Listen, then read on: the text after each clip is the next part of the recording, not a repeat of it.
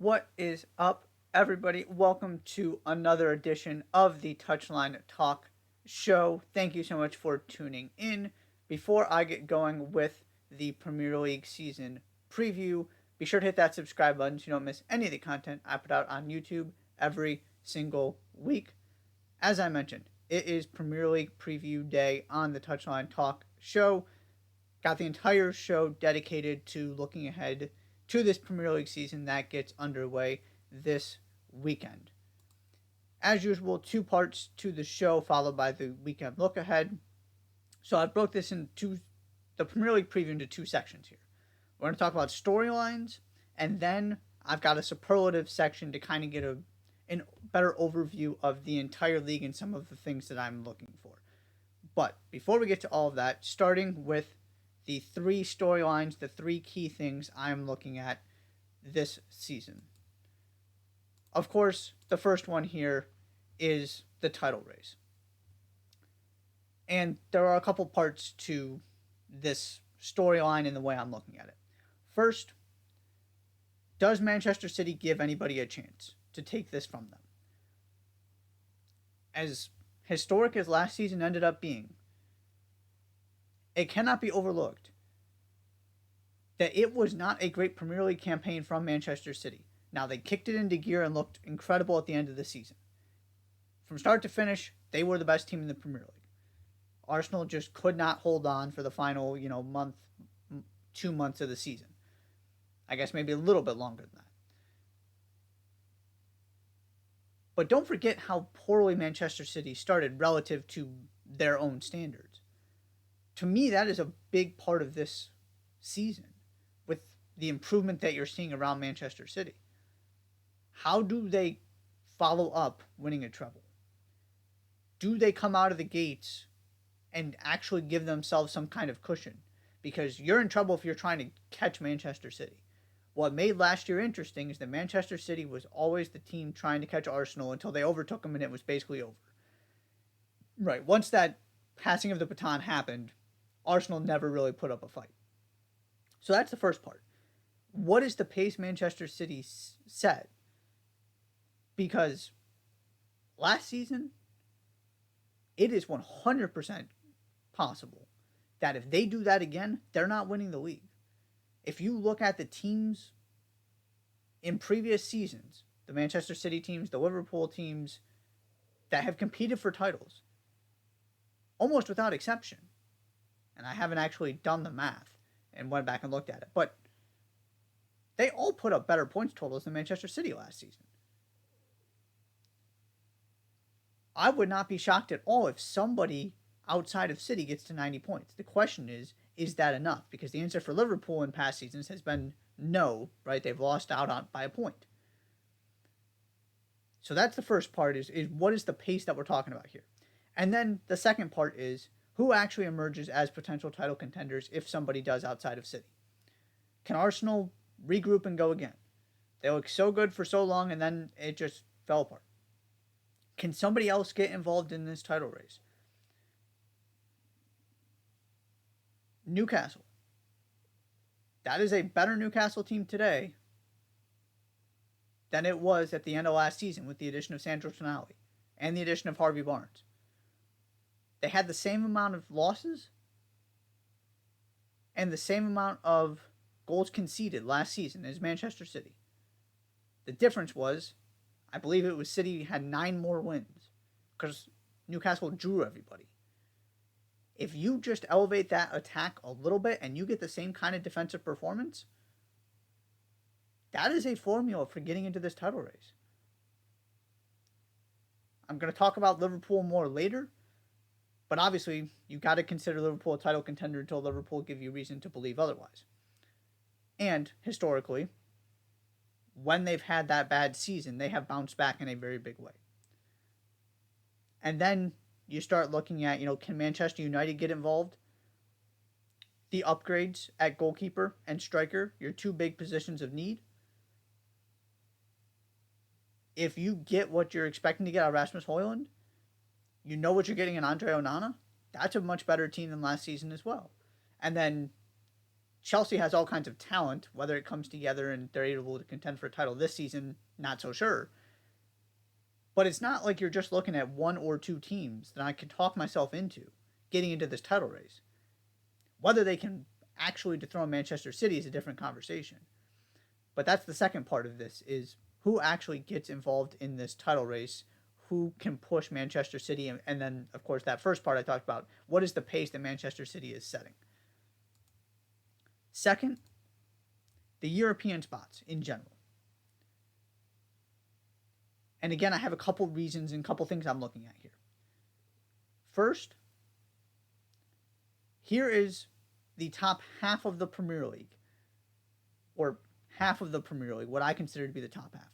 But you have half the Premier League that you should be arguing have ambitions of qualifying for Europe next season. Obviously, your top four from last season: City, Arsenal, United, Newcastle. Of course, Liverpool. Brighton, with what they did, are in that conversation now. Aston Villa qualified for Europe last season, so they're automatically in the conversation. Then you got to round out your big six. I'm going to call it a big seven now with Newcastle. Tottenham and Spurs, obviously. It's the expectation every season, especially after missing out last season. And then West Ham, who didn't quite navigate the European adventure Premier League balance very well, but the past few seasons, the core of that team under David Moyes have been a team that has qualified for European spots and, disrupted this big six, big seven. That's half the Premier League. And that's not even talking about somebody like a Brentford or a Fulham. Fulham was in the conversation for those Europa League, Conference League spots some of last season. There are so many teams that have legitimate aspirations of ending up qualifying for Europe, because all 7 big clubs are in a good spot right now, or at least are trying to do something to change the bad position they're in. And then you have the Brightons and the Villas, who were just really good and really consistent last season and finished ahead of the Tottenhams and the Chelseas. So those teams need to be in this conversation too. And I will just always put West Ham in there. And obviously all these teams can't qualify for Europe. Which gets to the second part of this, which is the possibility of this extra Champions League spot when the new system and all the changes start. There is a 5th spot up for grabs. Now, you have to earn that spot through your performance in the European competitions, which is why it's not just guaranteed to the Premier League. But if you go back and look, most seasons, the Premier League has been one of the top 2 leagues in terms of European performance, which would get them this extra Champions League spot. And then obviously you have the knock-on effect from that as well, where 5 teams in the Premier League, so you get an additional team into Europe, hypothetically. But how does the 5 European spots, assuming that happens, change this conversation? Because now you're talking about at least 6 teams that should be expecting to qualify for the Champions League every season. And I'm removing Tottenham from that conversation just because I'm not sure you can argue Spurs should be expecting to qualify for the Champions League. Obviously, that's the goal. But even if you want to throw Spurs in, I don't have an issue with that. But even if you keep Spurs out of the equation, you have 6 teams because Newcastle are in that group now. The way that they are spending money, the fact that they have qualified for it this season, that is the bar moving forward. So you have 6 teams, a maximum of 5 spots, which means somebody, City, Arsenal, United, Newcastle, Liverpool, Chelsea, is going to be disappointed at the end of every single season moving forward. And that's before you talk about the possibility of somebody ruining the party. Or Tottenham just being the 5th best team in the Premier League. So there's that aspect of it as well. How does this extra Champions League spot, assuming the Premier League gets one, change this conversation, sort of alter the way people because we're so used to top four and the significance of top four. And now it's more of a top five, but not guaranteed. What does this do for the Aston Villas and Brightons of the world? Potentially opening up another European spot. All of that is part of this storyline for me as well. We're just changing the way that we look at qualifying for Europe and a successful season for the top clubs in the Premier League, because odds are the Premier League is going to get this extra spot when this new qualifying system kicks in here. And so that conversation starts this season. The third storyline: new managers. And I'm going to include Vincent Kompany in this conversation just because I want to talk about him. Vincent Kompany has obviously never managed a Premier League game, and he's just a higher profile figure than your other two managers who are coming up. So, yes, technically he's a little bit different than the other guys in this category, but I'm throwing him in there because there are two specific things I'm really curious with this Burnley team with Vincent Kompany. One, tactically, how does he handle this? For a vast majority of Vincent Kompany's career, player, manager, he has been on teams expecting to compete for and win trophies. He is used to being on the team that is expected to win and managing a team that's expected to win. This is a team trying to avoid relegation. That changes so much in terms of style of play. Or does it? You would have to think, though, that even at just a very basic level, Burnley is not going to have the same kind of possession they had last season. Part of what is so incredible about what Kompany has done is that he completely changed the way Burnley play. He's got them in this Manchester City-esque model. Can debate how close it is, but philosophically, it's about playing, being expansive, being forward-thinking, being on the front foot. Those are not things you associate with teams trying to avoid relegation. Now, Fulham, who scored a bazillion goals in the championship, found a way to balance all of that last season, which was a key to their success. They were good defensively and scored goals, but they didn't have the same style of play, the same free-flowing, breathtaking attack they had in the championship, because it's just not possible. You don't have the talent advantage anymore. So how does Kompany kind of take the tenets of Sean Dyche's Burnley with the direct play, bring that into what he is trying to do, and navigate all of that in a position he is not familiar with, which is trying to battle relegation? And then just second, can this Burnley team do enough to convince Vincent Kompany that this is where he wants to be long term? Because there's always going to be this thought in my mind that if he continues to do a good job, it's not going to be long before somebody goes after him, because he's one of those guys that you knew before he even retired. That right there, built to be a manager. All kinds of leadership, everything you want. He checks all the boxes, and by the way, he's done a phenomenal job so far. Can Burnley hold on to him if he avoids relegation? Is he then looking for the next challenge? All of that goes into the Vincent Kompany part of this storyline for me. Second, obviously you got Mauricio Pochettino at Chelsea. I haven't talked about this too much on video. I've written about it. But Pochettino is in a fascinating spot for me, because that is a Chelsea team that needs somebody that knows how to work with young talent, which is how Pochettino made his name. He is a perfect fit for that squad if you put it in a vacuum.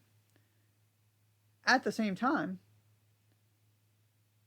that is a squad of some of the most expensive young players in Europe, of guys who are unhappy, because of their lack of playing time last season, of guys who expect to be on the field. And while maybe not the highest profile names in Europe anymore, they're not exactly the kind of ragtag, and maybe that's a little bit disrespectful, but they're on a different level from a publicity standpoint than his Tottenham team or his Southampton teams, right? Where Harry Kane kind of comes out of nowhere. Enzo Fernandez is the most expensive player in Premier League history when they bought him. So there is, and also just the politics of it. The fact that this is Chelsea, that this is Todd Boehly, that chaos seems to reign supreme. Sounds kind of familiar to what Pochettino was dealing with at PSG. That didn't go so well. Now, again, he doesn't have Neymar, Mbappe, and Messi in his locker room. But there is that politics kind of big picture side of this that Pochettino struggled with at PSG that is involved in this job. If he is allowed to just coach his players, I love this fit. But if it gets more involved than that, and he's trying to put out fires and deal with egos and find common ground with Todd Boehly because Todd Boehly doesn't just let him do his job, I could see this ending poorly. To me, Poch is a guy who has a sweet spot. And he is brilliant when he's in that sweet spot. But what we saw at PSG is that you give him a different kind of challenge. Now, maybe he's learned something about this, or maybe it was just that situation. Which, again, makes this all the more fascinating, that it's kind of a combination of what he excelled at and what he struggled with. What lessons has he learned? Does he still have that magic touch with young players? Can he pull Chelsea out of this spiral they've been on? Then, Ange Postecoglou at Spurs. I know I talked about this when he got hired. To me, this is a home run. Nothing else has worked. I thought Antonio Conte was exactly the manager they needed. Clearly wrong about that. So at this point, I'm just looking for positivity vibes. Get this club going back in the right direction. Get these fans invested again. Have some kind of attacking impetus. Ange Postecoglou gives you all of that. Can he, as you're handling a Harry Kane transfer situation that it's seeming more likely is going to turn into a Harry Kane impending contract expiry situation, can you get people to believe in this team again? What does this look like stylistically? This team has been drilled to play on the counter and play conservatively for so long. Can he kind of get them to undo all of that immediately and become much more entertaining to watch? I 100% buy the logic behind this hire. Just how long does it take it to kind of sink in? Because the other point I made at the beginning, he is not a quick fix guy. He is a long-term progress guy. If you're looking for somebody to get you results in 3-4 months, don't hire Ange Postecoglou. You have to give him time to let him do what he does. Can he rewrite that narrative and find immediate success at Spurs? There are a lot of interesting questions with him as well. Then the other two. Antonio Iraola at Bournemouth, and then the manager he replaced in Gary O'Neill, but I'll talk about Iraola first. Antonio Iraola is, one of the rising young stars of the managerial profession. Very, very good job in Spain. And so now he gets his chance in the Premier League. For Bournemouth, I really do see the argument that if this guy is interested in your job, you got to do what you got to do to get him. You can't be the ones to say no, even if that means parting ways with Gary O'Neill. The aspect of this I'm really intrigued by is that Iraola has made his name overachieving, right? Getting more out of his teams than expected, finishing higher in the table than expected. The kinds of things that Bournemouth should be looking for. Also sounds awfully familiar to what Eddie Howe did with those teams. If this works, Iraola is the kind of guy who can take this team from a relegation candidate to a solid mid-table team that doesn't have to worry about that, just like Eddie Howe did. There is all kinds of upside to this if you are Bournemouth. It's just strange to think about a world in which Bournemouth is able to acquire this kind of manager, but that's the power of the Premier League.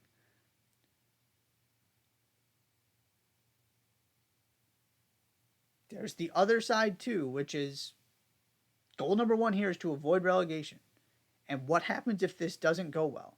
Now you have pretty much forced yourself into a position where you've got to fire one of the most promising young managers in the world because you got to do something different to avoid relegation. The combination of the potential and the high stakes makes this really intriguing to me. Because I completely buy Iraola as a manager. I totally get why Bournemouth did this. I would do it too. There's just that downside, which you can't live in that fear and think, what if we get relegated? But the reality is, if you are in the relegation battle, you're probably changing managers. It's just how it works. Will Bournemouth be willing to stick with him even if it starts slowly? That's another interesting part of this. So there's him, and then, as I mentioned, the manager he replaced, Gary O'Neill, is now taking over for Julian Lopetegui at Wolves. Gary O'Neill did a terrific job last season. He deserved to keep that job. I think he was just kind of in the wrong place at the wrong time when Iraola became available and interested in Bournemouth. And this Wolves team needs help. I love this idea as well. He came in and stabilized that Bournemouth team. He got them to reach another level. That's what Wolves need too. It's almost a preventative measure here because no, they haven't been in the relegation race in a very serious way. But also the margins for this team are just getting thinner and thinner and thinner every single season. Where they finish in the table is not indicative of where they are in the hierarchy of this league. If you look at the goal difference and those kind of things, they caught an awful lot of breaks last season. So Gary O'Neill's job is to come in there and stabilize this because it is just on a downward trajectory. He absolutely deserves another chance to be right back in the Premier League. I'm glad he got it. So that's the Wolves side of this. Is it just hasn't been good enough. They haven't been good to watch. There just isn't a lot to be excited about. I would not be surprised at all if they get dragged into the relegation race in a big-time way this season. Gary O'Neill has proven he knows how to take a team that looks like a relegation team on paper and elevate it. That's what you're going to need at Wolves, based on what's been happening the past couple seasons in the trajectory of the club. That is all for the Premier League storylines. I'm going to take my first break. When I come back, Premier League superlatives. Going to go through 10 different categories to kind of paint the picture for this season and talk about everything from transfers to managers under the most pressure to kind of the state of different teams, throwing it all together in a set of superlatives. You're watching the Touchline Talk Show. Don't go anywhere.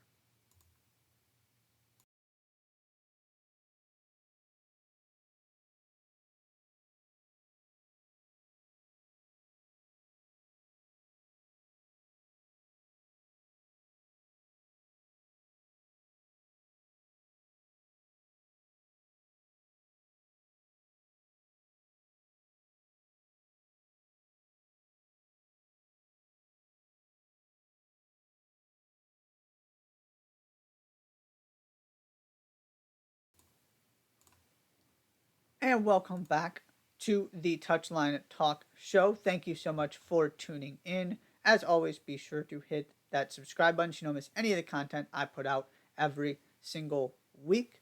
It is time for some Premier League superlatives. Going to do my season preview a little bit different this year. Obviously, already did the storylines that I did last season, so be sure to check that video out as well if you haven't seen that one yet.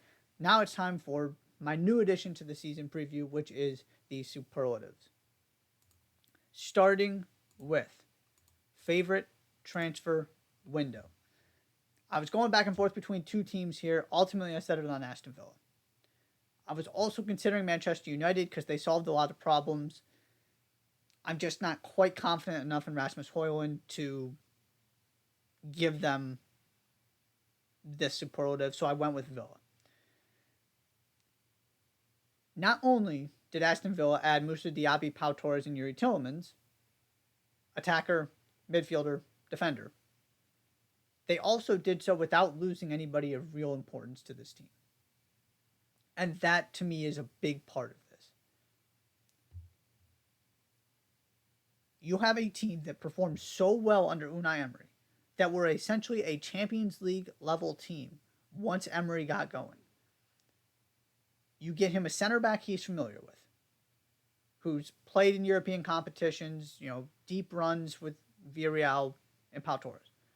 Moussa Diaby, Bundesliga experience, still, young, fits into kind of this team and this core that Aston Villa is building. And then Yuri Tielemans. I'm a huge Yuri Tielemans guy.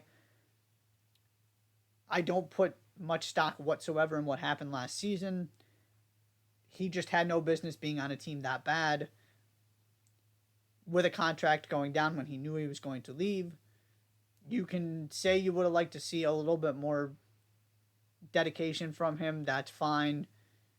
I expect to see a different Yuri Tielemans this season with more talent around him, with a team that's competing in Europe that has legitimate aspirations, all of that kind of stuff. I was a huge fan of that signing and them being able to get him. I mean, for the longest time, it was kind of between Manchester United and Liverpool, it felt like. And here he is at Aston Villa. So, you needed to reinforce, and not necessarily reinforce, but just bolster that squad now that you're getting ready for Europe as well. And that is exactly what Aston Villa did. Second, most exciting new player. And this is a new player to the Premier League, so it doesn't count a James Maddison going from Leicester to Tottenham or something like that. My choice here, and unfortunately he is already injured and is going to miss an extended period of time, is Christopher Nkunku. Christopher Nkunku has been one of the best players in the Bundesliga over the past couple seasons. He was spectacular when he was healthy last season. If Nkunku can't score goals at Chelsea, I'm just not sure who can. He is at least a big part of what I see as the solution to the problems Chelsea have. Whether you play him as a striker, whether you play him wider, this team simply doesn't have players that are good at putting the ball in the back of the net. That is what Christopher Nkunku does. I am so excited to see him in this league, see him in this team. He is such an upgrade in the attack. And unfortunately, it's going to have to wait a little while to see what this actually looks like. To me, he stands out above every other signing pretty much that's been made this summer in the Premier League. I feel that strongly about him and what he can mean for Chelsea. We're just going to have to wait a little bit to actually see all of that come to fruition. Manager under the most pressure. To me, there was only one answer, and it's Sean Dyche. And I'm going to revisit this point later. It's not about Sean Dyche. It is about the fact that no team is under more pressure than Everton as a club, as an entity, after being one goal away from getting relegated. And so all these fans want is to just get off to a pretty good start and feel like they don't have to spend another season biting their nails, hoping they don't get relegated, and hanging on to every single moment of every single game, thinking it could be the one that decides whether they stay up or not. They just want a break from the stress. And you look at some of the other teams that might be under pressure here. You know, I can't say Poch is under pressure after what his the managers that preceded him were doing. And Postacoglu, same idea there. They're not under pressure immediately. Can David Moyes really be under that much pressure if he just won a European trophy? That was another thought I had, because Premier League wise, it wasn't good enough last season, but it was sacrificed for what they ultimately achieved, which was a European Cup. Steve Cooper at Nottingham Forest, he kept them up. I don't see a lot of pressure there. Just kind of going down the list. The other name I was thinking of is Roy Hodgkin at Crystal Palace. Just if things don't go well, you brought him back.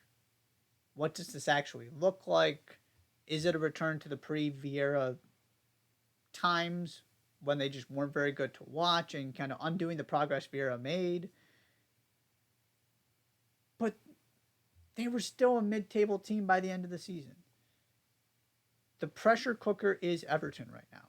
And so for that reason, through no fault of his own, Sean Dyche to me is the manager under the most pressure. Just because if it doesn't start well, the easiest solution is to fire him, whether it's right or not. And the fact that he got Burnley was a central figure in getting Burnley relegated doesn't help in this conversation, no matter how I feel about it personally, as I talked about when it happened. Sticking on that theme, team that will surprise. I'm going Everton. Now, do I think Everton's finishing in the top half of the Premier League? No. But look at the numbers and what they produced once Sean Dyche got there. I believe it was just under a point per game, which, isn't spectacular, but probably enough to avoid relegation. More importantly, though, the results against other teams at the bottom of the table is what saved Everton. The only games they lost were to the top half of the table. They did a great job of getting something every time they played another team near them in the bottom half of the table. That is how you avoid relegation. And Sean Dyche did that. I am a firm believer in Dyche. I've been talking about this. He did something that it looked somewhat impossible, I would argue, in keeping Everton up. I think they're going to be one of the surprises of the season. They're going to finish 13th, 14th, be comfortable. It's not going to look spectacular, but if you give him a full, transfer window, a full preseason to get this team organized the way he wants, I just think he's going to get everything out of this team he possibly can. It's not a top half of the table team in any way, shape, or form. But at their best, they are more than a relegation candidate, and to me, that's what they're going to be this season. That comfortable mid-table, 12, 13, 14, somewhere in there. The flip side to the team that will surprise, the team that will disappoint. I'm choosing Crystal Palace. Part of this is losing Wilfried Zaha without a real replacement. And just what he meant for that team, the way that he took all the pressure off of everybody else. He was carrying the attacking load. There's all of that. And then the other part of it is there's just not a lot going on in attack. Patrick Vieira got fired because his team couldn't score a goal. And it's not like there have been a bunch of attackers brought in to solve that problem.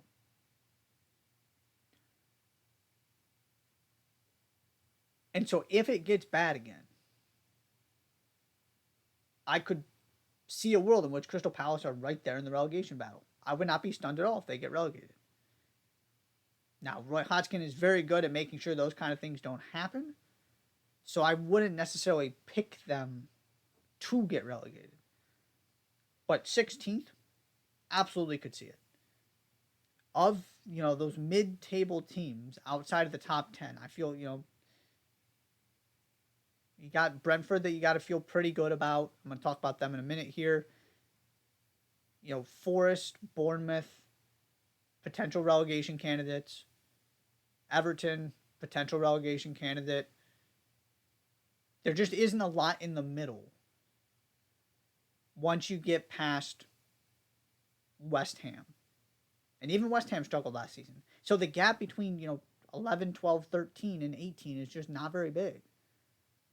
So it wouldn't be surprising at all to see somebody either go from comfortably mid-table to relegation or from relegation to comfortably mid-table, kind of like I'm suggesting Everton's going to do. Wolves also, relegation candidate, but also finished fine in the table-wise. The margins were just really thin down there.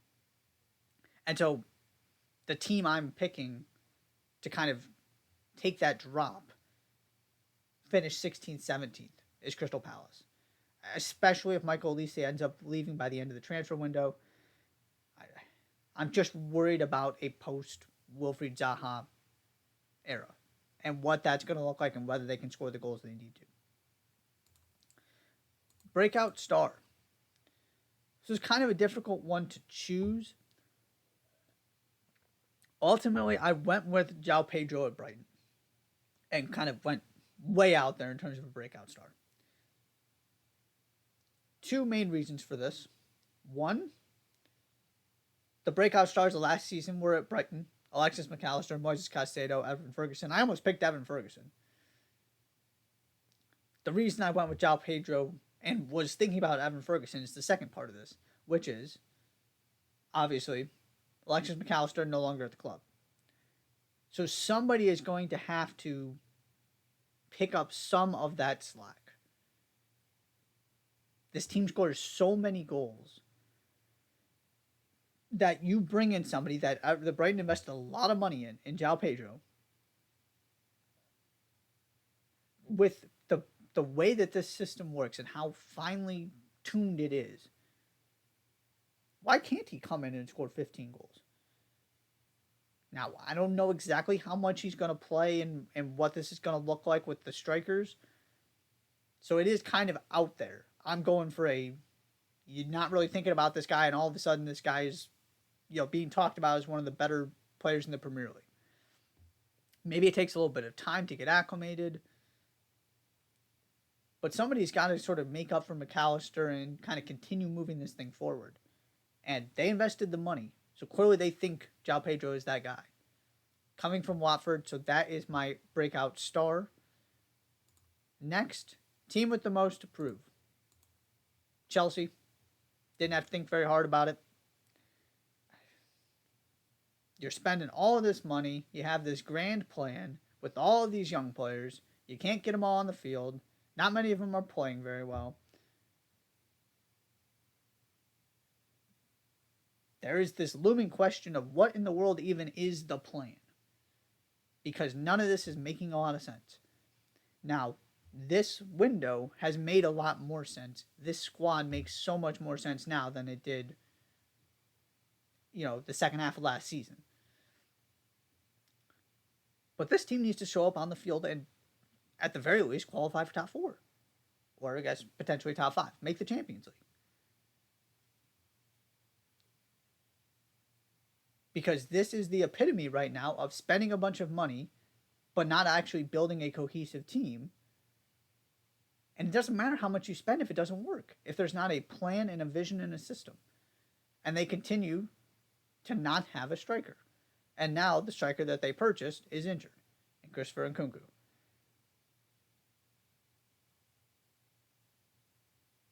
Getting Kai Havertz out was a good idea. They were able to kind of clear their books with sending some guys to Saudi Arabia.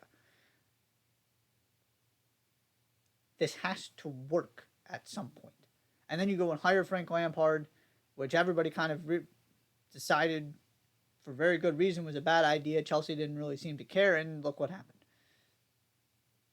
Now you've got Pochettino in there. Can you, as I talked about before, just let him do his thing? Let him work with these young players, not make it about the chaos at the club, the big picture, bully spending, all of that. Can you just let him work with his players? Because if you do, I think this works. I expect a bounce back season from Chelsea. But nobody is under more scrutiny in terms of investment to results than Chelsea right now. It simply has to be better. Next, team with the most question marks. It was between two for me, Everton and Wolves. Ultimately, I chose Everton. Again, not Sean Dyche, but the club. This team can't score goals. And I do like Arnaud Danjuma coming in. I'm just not sure he's your savior. And I did say last season, I'm a Dwight McNeil guy. Is he going to carry an attack? No. But can he help you? Yes. Is he the kind of player Sean Dyche wants? Yeah. And look at what he did last season. On a team that couldn't do much of anything, he did something, at least. I think Danjuma can be that kind of player this season. But what they need more than anything else is they need Dominic Calvert-Lewin to stay healthy and start looking like himself again. Because the numbers and the production from that center forward position between him and Neil Maupay last season were astonishing. At how little they got out of those number nines. They lost Richarlison, never really replaced him. They don't have the money to go fix this problem. And so they cannot score goals. And so the questions are not necessarily, I mean, the questions are there about the roster, obviously. But the questions are also just about the direction of the club. And are they just going to continue to let themselves be relegation candidates? What is the reason to believe anything has changed? Because they let themselves get back in the same spot last season and it got even worse. And they barely survived. Now, to me, the answer to what's different is that Sean Dyche is there. I will defend Sean Dyche till the end. I just don't see what hole there is to pick in what he does other than it doesn't look great. Visually, aesthetically. He's going to get the most out of this team. And it still might not be enough to avoid relegation. So, Everton, team with the most question marks. Most unpredictable team. Hardest to kind of figure out what I expect from them this season. That would be Brentford. On one hand, don't doubt Thomas Frank. Don't doubt this team. Look at what they did last season. Look at what they've done since getting promoted. I mean, they've been spectacular. They are solidly mid-table. You're not thinking about relegation. You're thinking about, can we push for Europe? Great place to be if you're Brentford. There's also always the chance that it falls apart in one season and you have Ivan Toney's suspension. Ivan Toney was one of the most productive players in the entire league last season.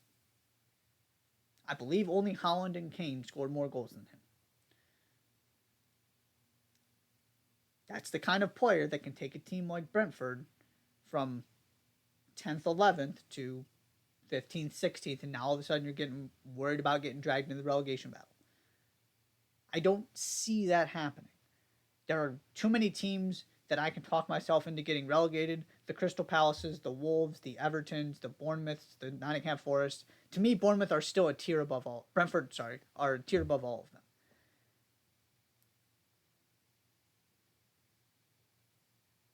I can talk myself into anywhere from 9th to 16th. And a lot of it has to do with what do you get outside of Ivan Toney? How important is Ivan Toney actually to this team? Is it a commentary on the system and how good of a job Thomas Frank has done that somebody else can come in and supply some of those goals while he's suspended? Or is Ivan Toney bigger than the system and really the secret to Brentford's success? We're going to find that out. Because there are just so many different ways this could go. In a perfect world, they're right there competing for a European spot. also wouldn't be flabbergasted if they got relegated. Again, I don't think that's going to happen. There are a lot of teams that would need to pass them, and I'm not convinced can do so, even with Ivan Toney suspended. But it's just really hard for me to pin down where they are in the hierarchy. Because I do think there are 10 teams ahead of them. And that's with Ivan Toney being available. Without him, it gets a little bit dicier. And then finally, most intriguing team. Did not have to think hard about this at all. It is Liverpool. For all of the conversation about Manchester City's loaded bench, look at all these world-class attackers that come into the game. That City, and this is going to go to Liverpool, I promise. That City bench right now, not all that terrifying. Then you look at Liverpool. The injuries prompted Liverpool to go buy Cody Gakpo. So now you have Nunez, Salah, Gakpo. Then Jota and Diaz came back. That's 5 guys who should be starting in 3 spots. On top of that, you have now added Dominic Szoboszlai and Alexis McAllister, who, yes, aren't kind of traditional. I mean, Szoboszlai can play as a traditional winger. I'm assuming McAllister's going to play more midfield like he did at Brighton. But, they're these guys who can fit into the 10, the 8, play on the wing. You can't start all these guys. To me, the team that has the loaded bench that's going to be able to change games with the substitutes in the attacking sense is Liverpool more than any other team in the league. I'm fascinated to see how Jurgen Klopp uses all these players. And then there's also the changing of the guard part of this. What does that rebuilt midfield look like? Is it, Szoboszlai and McAllister playing underneath 3 of those other attackers I just mentioned? Defensively, can they kind of hold it together? Van Dijk's not the player he used to be. Trent Alexander-Arnold into the midfield. All of this stuff is going on. In addition to no Champions League, but still European commitment. How does this team bounce back and handle the disappointment of last season? Are they title contenders? Because on paper, I think they are. But also, you've got some major questions in midfield. And yes, they tried to address them with some of the summer signings, specifically McAllister. But there's just a lot going on here. I could see this team winning the league. I could also, if this doesn't work, see this team failing to qualify for the Champions League again. I expect a much better season from Liverpool. I am fairly confident they're finishing top 3. I also think they might be the team capable of giving the Manchester City the best challenge. Haven't entirely decided on that yet, but I expect big things from this Liverpool team. The injuries just kind of derailed last season again. The midfield wasn't. It was just. It took some transition and some movement to get this team back to where it needed to be. But now I look at this squad and I say they are ready to go again and to push for 90 points, challenge Manchester City, be back to what we expect Jurgen Klopp's Liverpool to be. That is Premier League superlatives. I'm going to take one more quick break. When I come back, the weekend look ahead. So much going on. World Cup, Leagues Cup, start of the European season for some leagues, all of that. So I'll be giving you the games you need to be watching out for this weekend. You're watching the Touchline Talk Show. Don't go anywhere.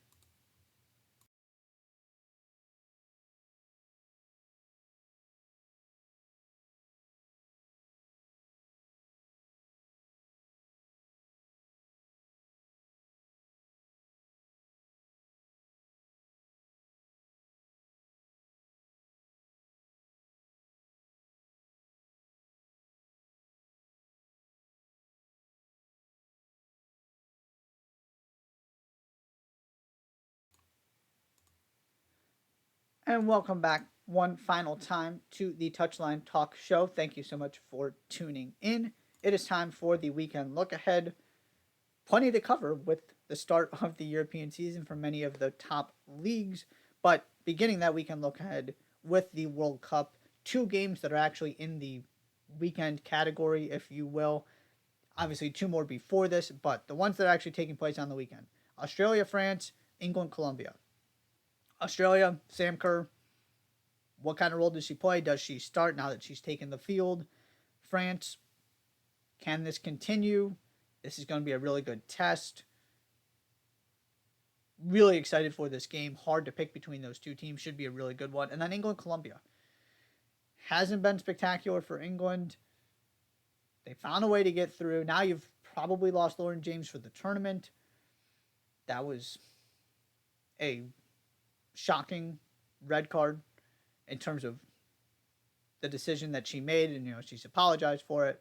That's a big deal. That's arguably the best player of the tournament so far. And now she's unavailable. In addition to being on a team that's already having injury concerns and already missing players. England should get through that game. You said the same thing about Nigeria, and it was a struggle. So, you expect this Colombia team to show up, make this difficult. You can't take anything for granted. Give me Australia and England in those two games. Then, Premier League. Opening weekend starting with Manchester City at Burnley on Friday. Vincent Kompany gets to play his former team again, this time instead of in the FA Cup, in the Premier League. Nottingham Forest at Arsenal on Saturday. How did the Gunners begin their quest for a Premier League title after the disappointment of last season? Aston Villa at Newcastle on Saturday. That is one of my most intriguing games of the weekend. Really looking forward to that one.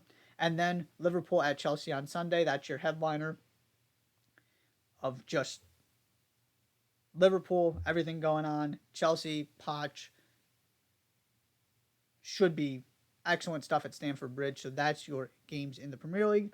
La Liga also getting underway. Real Madrid at Athletic Bilbao on Saturday. Real Betis at Villarreal on Sunday. Probably your best matchup outside of Barcelona and Real Madrid. And then Barcelona at Getafe on Sunday. Those are your games to watch there. Ligue 1. Reims at Marseille.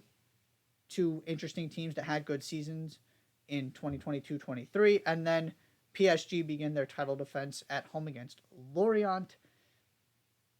Mbappe, what happens there? What does that PSG lineup look like? All kinds of intrigue surrounding that club. And then finally, Leagues Cup. We got the quarterfinals set. All four of these games are on Friday. I believe I have gone in chronological order.